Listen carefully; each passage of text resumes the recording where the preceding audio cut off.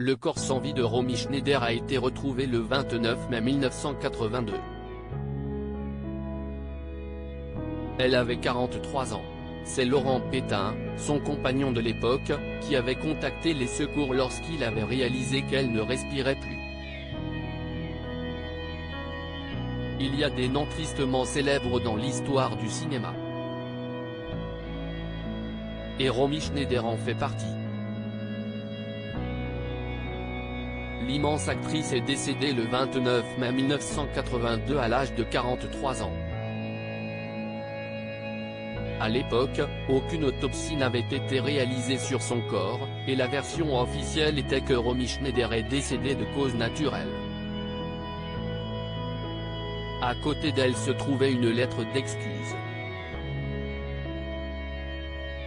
L'ancienne compagne d'Alain Delon devait annuler une interview car sa fille, Sarah, avait la rougeole. Une longue rature a été découverte sur ce mot. Aux yeux de la police, il n'y avait pas l'ombre d'un doute, l'emblématique Sissi s'est effondrée alors qu'elle était en train d'écrire cette lettre. Des années après, personne ne connaît réellement la vraie cause du décès de Romy Schneider. Certains parlent encore aujourd'hui d'abus de barbiturique, car l'actrice ne s'était jamais remise de la mort de son fils David, en 1981. Pourtant, rien ne semblait prédire la fin funeste de Romy Schneider. La veille de sa mort, le 28 mai 1982, elle a dîné avec son compagnon, Laurent Pétain, chez sa belle-sœur. Le couple est rentré tard, et une fois chez elle, Romy Schneider a préféré rester seule pour écouter de la musique. C'est Laurent Pétain qui a découvert son corps inanimé le lendemain. Pensant d'abord qu'elle était endormie, il l'a transportée dans le lit. C'est là qu'il s'est rendu compte qu'elle ne respirait plus. Laurent Pétain est marié à la journaliste Michèle Halberstadt. C'est en 1981 qu'il a rencontré Romy Schneider pour la première fois, grâce à Claude Berry.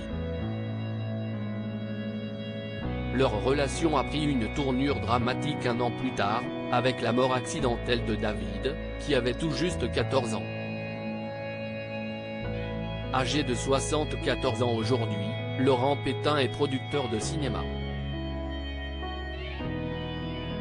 Il a produit de nombreux films, comme la saga Taxi, mais aussi Rosetta des frères Dardenne, ou encore Aide-toi, Le ciel t'aidera, de François Dupeyron.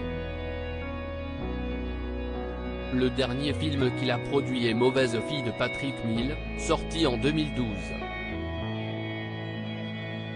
Il est marié à Michèle Halberstadt, journaliste âgée de 67 ans et rédactrice en chef de Première. Avec son épouse, il a fondé la firme de production et de distribution Harp Sélection. Un couple qui dure depuis des années.